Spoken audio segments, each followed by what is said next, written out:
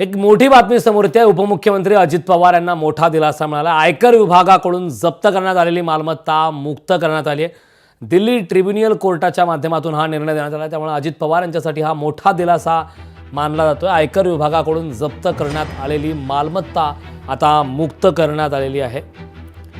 Delhi tribunal कोर्टाच्या माध्यमातून आता हा निर्णय घेण्यात आलेला आहे, त्यामुळे उपमुख्यमंत्री अजित पवार यांच्यासाठी हा मोठा दिलासा मिळालेला आहे। आयकर विभागाकडून मालमत्ता जप्त करण्यात आलेली होती, आता ती मालमत्ता मुक्त करण्यात आलेली आहे। तर दिल्ली ट्रिब्युनल कोर्टाच्या माध्यमातून हा निर्णय देण्यात आला आहे।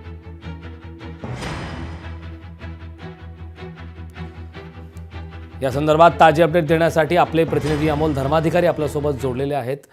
अमोल, उपमुख्यमंत्री अजित पवार यांना मोठा दिलासा मिळालेला आहे।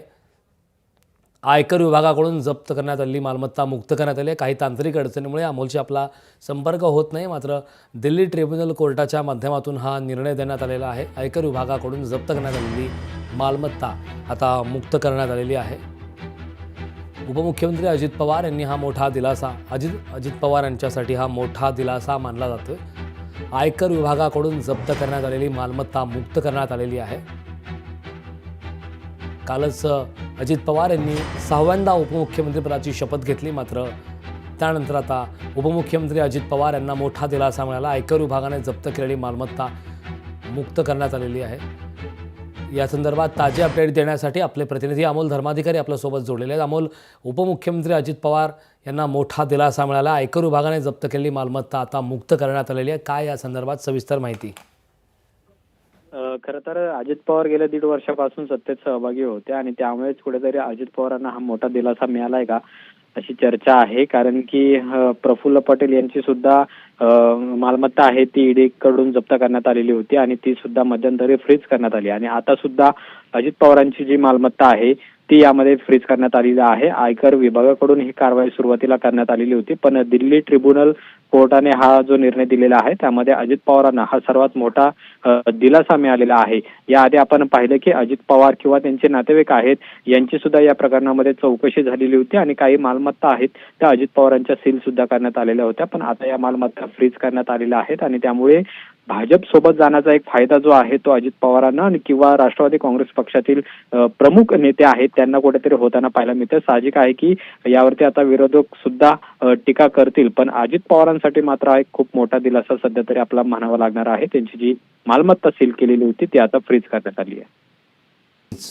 नक्कीच अमोल, खूप खूप धन्यवाद या सविस्तर अशा माहितीबद्दल। तर दिल्ली ट्रिब्युनल कोर्टाने हा निर्णय दिलेला आहे। उपमुख्यमंत्री अजित पवार यांना मोठा दिलासा मिळालेला आहे। आयकर विभागाने जप्त केलेली मालमत्ता आता मुक्त करण्यात आलेली आहे। दिल्ली ट्रिब्युनल कोर्टाने हा निर्णय दिला आहे।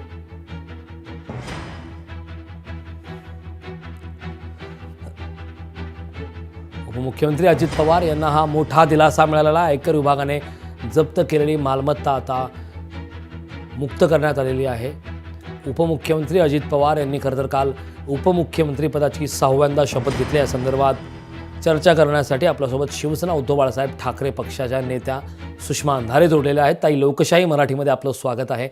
अजित पवार यांना मोठा दिलासा मिळालेला आहे। खरं तर जी मालमत्ता आयकर विभागाने जप्त केली होती ती आता मुक्त करण्यात आलेली आहे। काय सांगाल यावरती आपली नेमकी पहिली प्रतिक्रिया काय? अजितदादांचं खूप खूप अभिनंदन, भाजपाचं अभिनंदन। भारतीय जनता पार्टीला जे उपस्थित साध्य करायचं आहे त्या दिशेने त्यांची वाटचाल चालू आहे, सो त्यांचं सुद्धा खूप खूप अभिनंदन। खरं तर उभ्या महाराष्ट्राने भाजपाचं, अजितदादांचं, शिंदेचं खूप अभिनंदन केलं पाहिजे, कारण लोकशाही बळकट करण्यासाठी ही माणसं वाटचाल करत आहे। त्यामुळे कारण काय आहे, आता आपल्या कुठल्याही बोलण्याने काहीच त्यांना फरक पडणार नाही। भाजपाने ठरवूनच जर घेतलेलं असेल की स्वायत्त यंत्रणा आम्ही आमच्या घरगड्यांसारख्या वापरणार आहोत, तर घरगड्यांनी काय निर्णय घेतलाय यावर आपण काय बोलावं?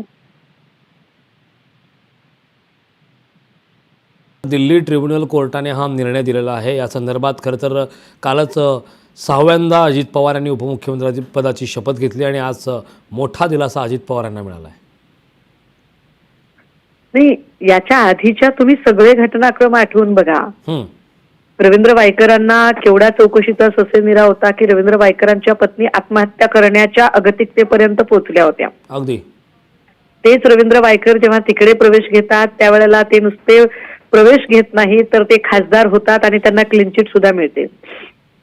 सेम सिच्युएशन हॅपन विथ भावना गवळी किंवा यांच्यासोबत गेलेले जे काही सरपोतदार वगैरे ह्या सगळ्याच लोकांचा किंवा प्रकाश सुर्वे हे सगळं यशवंत जाधव या सगळ्या लोकांवरती चौकशीचे ससेमिरे होते आणि ही सगळी लोक अगदी